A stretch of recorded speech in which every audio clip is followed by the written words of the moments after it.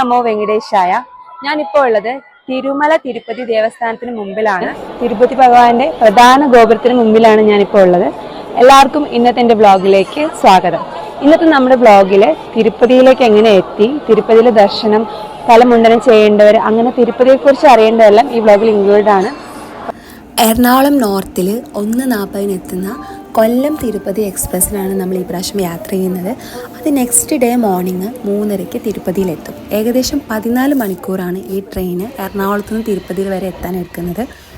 ഒരു 1 മന്ത് മുമ്പെങ്കിലും ബുക്ക് ചെയ്തെങ്കിൽ മാത്രമേ സീറ്റ് കിട്ടത്തുള്ളൂ. ഞാനൊരു 1 മന്ത് മുമ്പ് ബുക്ക് ചെയ്തിട്ടുണ്ട്. ഇൻ കേസ് നമുക്ക് തിരുപ്പതിയിലേക്ക് സീറ്റ് ബുക്കിംഗ് കിട്ടിയിട്ടില്ലെങ്കിൽ റെയിനിഗുണ്ടെന്ന് പറഞ്ഞ് വളരെ നിയറായിട്ടൊരു റെയിൽവേ സ്റ്റേഷനുണ്ട്. അവിടെ നിന്ന് തിരുപ്പതിയിലേക്ക് ഏകദേശം അരമണിക്കൂറേ എടുക്കുകയുള്ളൂ. ഒരുപാട് ബസ്സുകളും ക്യാബുകളും ഒക്കെ അവൈലബിൾ ആണ് റെയിനിഗുണ്ടിൽ നിന്ന് തിരുപ്പതിയിലേക്ക് എത്താൻ. അതായിരിക്കും ഏറ്റവും ഈസിയസ്റ്റ് വേ.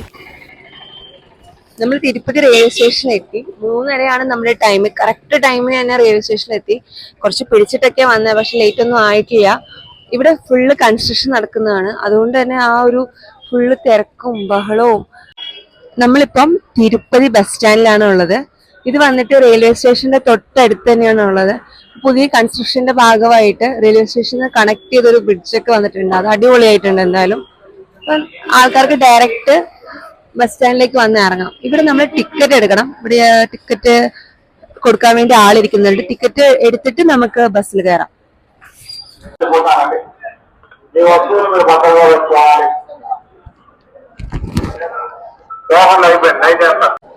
ഇവിടെ ചെക്കിംഗ് ഉണ്ട്. Non veg, liquor, smoking materials ഒന്നും നമുക്ക് ഇതിനുള്ളിൽ കൂടെ കൊണ്ടുപോകാൻ പറ്റില്ല. അപ്പൊ എല്ലാവരും ബാഗ് കൊണ്ടുവന്ന് ചെക്ക് ചെയ്യണം. അത് ഭയങ്കര മാൻഡേറ്ററി ആണ്.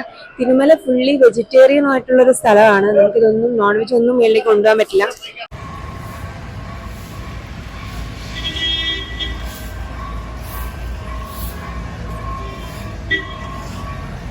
നമുക്ക് വരാഹസ്വാമി ഗസ്റ്റ് ഹൗസിലാണ് റൂം ഇട്ടിരിക്കുന്നത്. അമ്പലത്തിന്റെ അടുത്ത് തന്നെയുള്ള. അപ്പൊ അങ്ങോട്ട് നടക്കാണ്.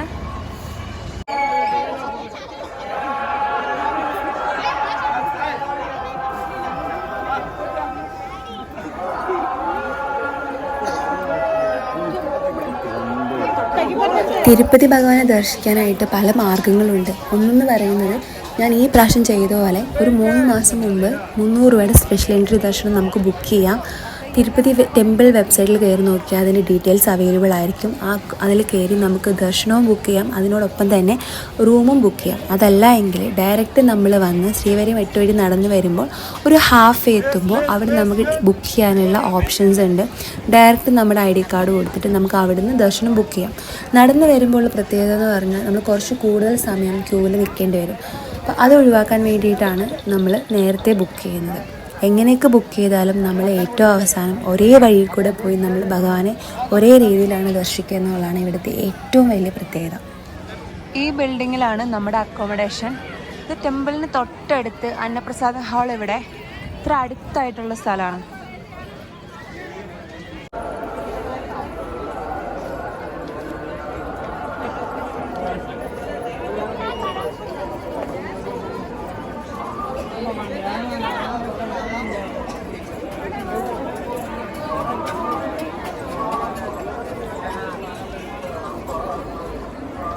ഇവിടെ ഒന്നും ചപ്പൽസ് അലൗഡ് അല്ല. ഈ റൈറ്റ് സൈഡിൽ കാണുന്നതാണ് ഇവിടുത്തെ തീർത്ഥക്കുളം. പുഷ്കരണി എന്നാണ് പറയുന്നത്. നമുക്ക് തീർത്ഥക്കുളം പിന്നീട് കാണാം ഡീറ്റെയിൽ ആയിട്ട്. നമ്മൾ ജസ്റ്റ് മെയിൻ ഫ്രണ്ടിലേക്ക് പോവാണ്. ആദ്യം മുടി മുണ്ടനം ചെയ്യണം. അപ്പം ബ്രദറിന്റെ മുടി മുണ്ടനം ചെയ്യുന്നുണ്ട്. ആദ്യം നമ്മൾ ജസ്റ്റ് പോയി ഫ്രണ്ടിൽ പോയി തൊഴുത് മുടി മുണ്ടനം ചെയ്തിട്ട് പിന്നെ നമുക്ക് തിരിച്ച് സ്വാമി പുഷ്കരണിയിലേക്ക് വരാം. ഇതാണ് പ്രധാന ഗോപുരം, മെയിൻ എൻട്രൻസ്. നമ്മൾ ലെഫ്റ്റ് സൈഡിൽ നിന്ന് എൻട്രി ചെയ്തിട്ട് തൊഴുത് തിരിച്ച് ഇതേ ഗോപുരത്തിലൂടെ തന്നെ ഇറങ്ങി ഈ കാണുന്ന റൈറ്റ് സൈഡിലൂടെ ആയിരിക്കും നമ്മൾ തിരിച്ച് തൊഴുത് ഇറങ്ങുക. അങ്ങനെയായിരുന്നു ലാസ്റ്റ് ടൈം വരെ. ഈ പ്രാവശ്യം എങ്ങനെയാണെന്ന് അറിയില്ല. രാത്രി 10 മണിക്കാണ് ദർശനം കിട്ടിയിരിക്കുന്നത് ടൈം. അതിനു മുമ്പ് നമുക്ക് ഇവിടേക്ക് ഒന്ന് ചുറ്റിക്കറങ്ങി ബാക്കിയുള്ള ചുറ്റിനും ഒരുപാട് ക്ഷേത്രങ്ങളുണ്ട്. അത് ഗണപതിന്റെ ക്ഷേത്രം, ഇവിടെ വരാഹമൂർത്തിന്റെ ക്ഷേത്രമുണ്ട്. അവിടെയൊക്കെ തൊഴുതിന് ശേഷം മാത്രമായിരിക്കും നമ്മൾ മെയിനായിട്ട് തിരുപ്പതി.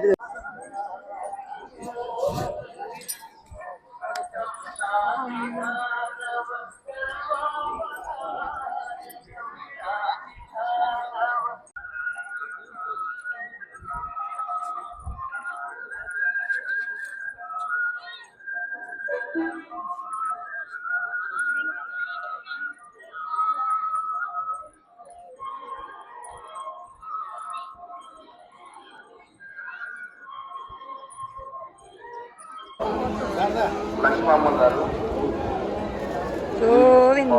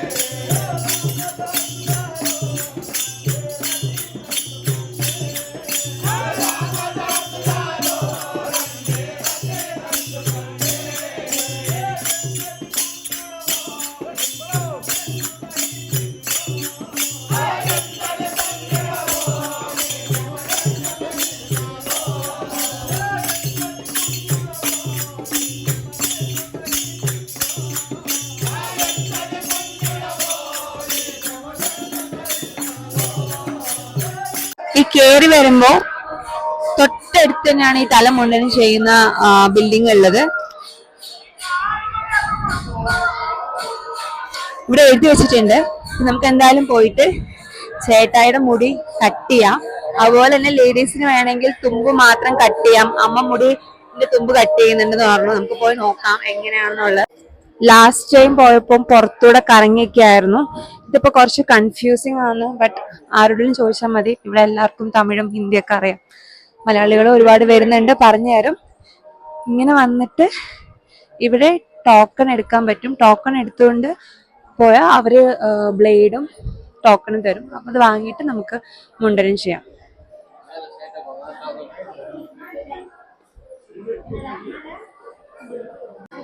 തല മുണ്ടനം ചെയ്യാനുള്ള ക്യൂ ആണിത്.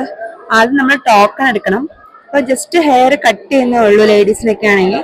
താഴെ ലെഫ്റ്റ് സൈഡിൽ ഒരു റൂം ഉണ്ട്, ജസ്റ്റ് പോയി നേരെ കട്ട് ചെയ്യാം. ഇത് മൊട്ടയടിക്കാൻ വേണ്ടിയിട്ടുള്ള ടോക്കൺ എടുക്കാനുള്ള ക്യൂ ആണ്. അത്യാവശ്യം തിരക്കുണ്ട്. ഇപ്പോ കുറച്ച് ആൾക്കാർ വെയിറ്റ് ചെയ്യുന്നുണ്ട്.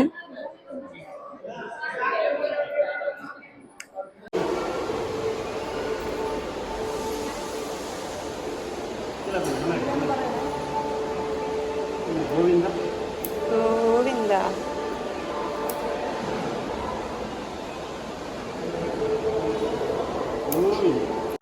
ഞങ്ങള് രണ്ടുപേരും മുടീന്റെ തുമ്പൊക്കെ കട്ട് ചെയ്ത് കേട്ടോ. അമ്മയുടെ മുടി കുറച്ച് എക്സ്ട്രാ കട്ട് ചെയ്തിട്ടുണ്ട് ആള്. എന്റെ കട്ട് ചെയ്തു. ഇനിയിപ്പോ കുഴപ്പമില്ല.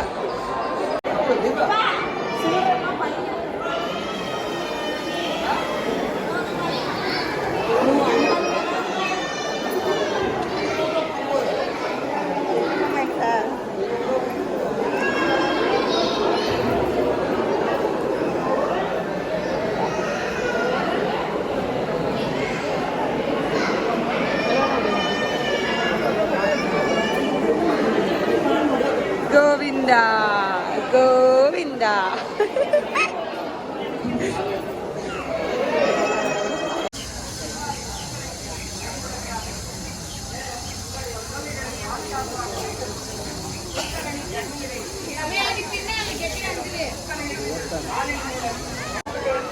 ഇതാണ് സ്വാമി പുഷ്കരണി.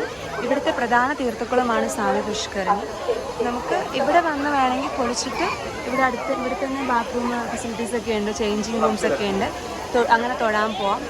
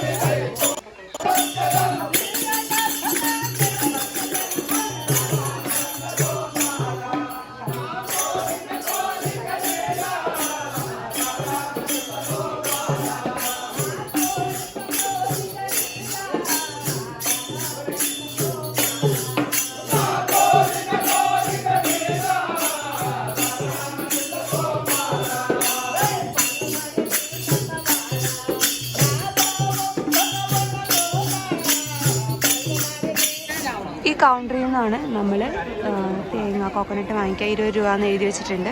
നമ്മൾ ആദ്യം തിരുപ്പതിയിൽ തൊഴാൻ വേണ്ടി ഗണപതിക്ക് തേങ്ങ ഉടച്ച് അതിനുശേഷം വരാഹമൂർത്തിനെ തൊഴുത് അതിനുശേഷമാണ് തിരുപ്പതി ഭഗവാനെ ദർശിക്കേണ്ടത്.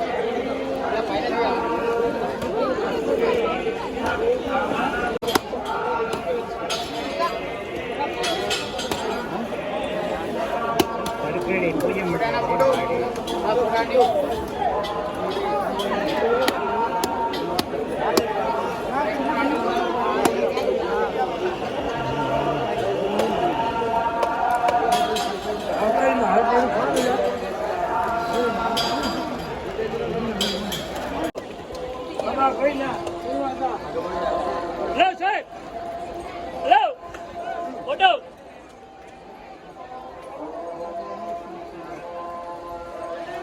Hello.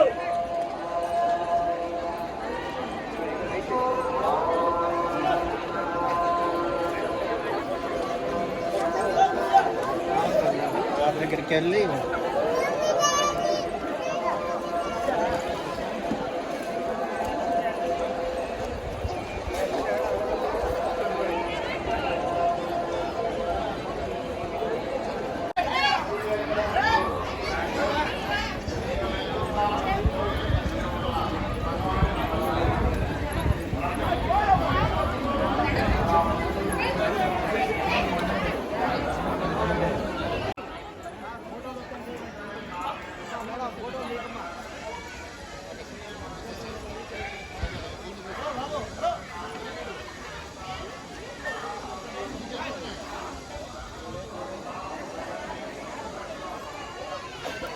ഗണപതി ഭഗവാന് തേങ്ങയൊടിച്ചതിന് ശേഷം നമ്മൾ വാമനമൂർത്തിയുടെ ദർശനത്തിനായി എത്തിയിരിക്കുകയാണ്.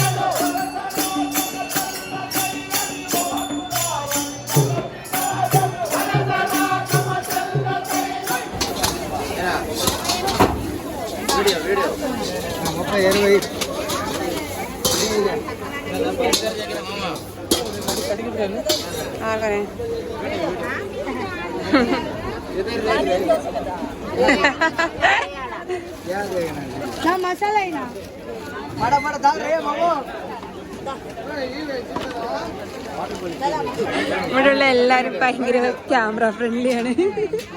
എല്ലാരും പറയും ഇതേക്കാ നോക്ക് നോക്ക് എന്നൊക്കെ പറഞ്ഞിട്ട് ഭയങ്കര ക്യാമറ ഫ്രണ്ട്ലിയാണ്.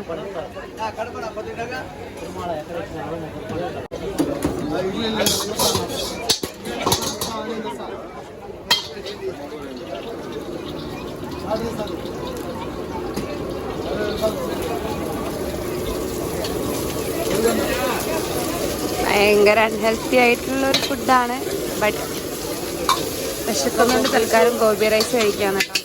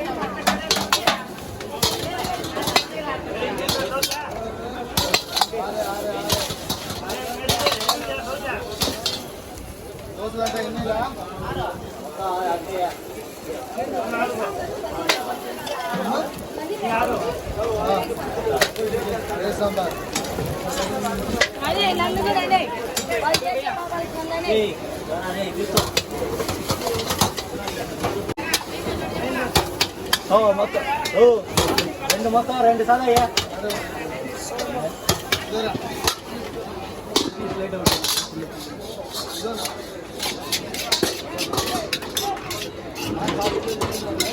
బజ్జీ బోడా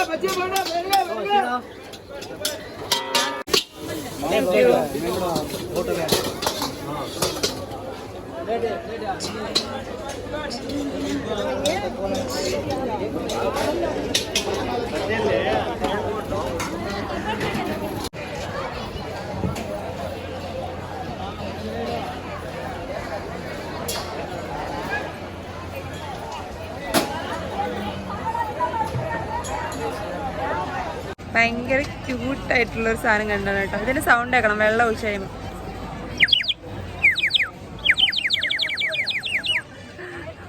ഭയങ്കര രസമുണ്ട്. ഇതിന്റെ സൗണ്ട് വെള്ളം ഒഴിക്കാതെ ജസ്റ്റ് നോർമൽ.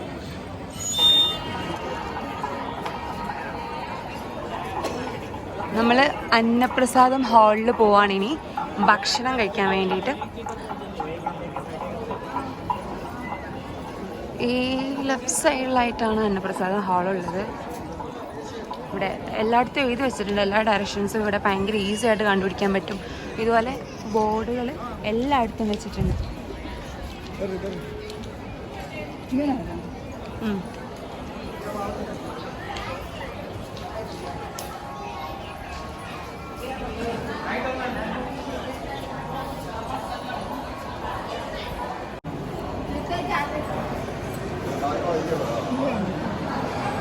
ഇപ്പൊ താഴെ തന്നെ ഉണ്ട് ഭക്ഷണം. അപ്പൊ മേലേക്ക് പോകേണ്ട ആവശ്യമില്ല.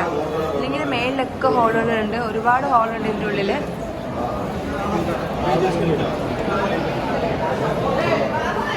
ചോറ്, സാമ്പാറ്, ക്യാബേജ് തോരൻ, ചമ്മന്തി, പിന്നെ പായസമുണ്ട്. ഈ അന്നപ്രസാദം ഹാളിൽ നിന്ന് ഇറങ്ങി വരുമ്പോൾ ഇതിന്റെ ഫ്രണ്ടിലായിട്ട് തന്നെ ഒരു ചായക്കടയുണ്ട്. ലാസ്റ്റ് ടൈം വന്നപ്പോഴും ചായ ഓടിച്ചൊരു ഷോപ്പാണിത്. ഇവിടുത്തെ സ്പെഷ്യാലിറ്റി എന്ന് പറഞ്ഞാൽ ഫുള്ള് ജിഞ്ചർ ടീ ആണ്. അടിപൊളി ചായ ആണ്.